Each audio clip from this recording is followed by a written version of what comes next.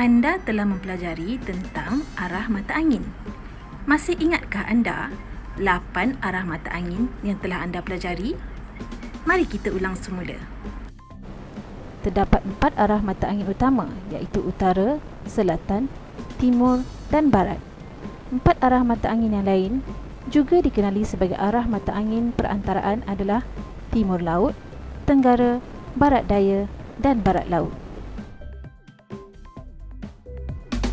Anda juga telah mempelajari bagaimana menentukan arah perpandukan matahari dan bagaimana cara menggunakan kompas. Dalam pelajaran kali ini, kita akan melihat bagaimana untuk mengukur bearing sudutan.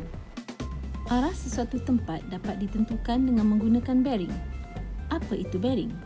Bearing adalah cara yang lebih tepat untuk menyatakan arah sesuatu objek atau tempat dari satu titik rujukan.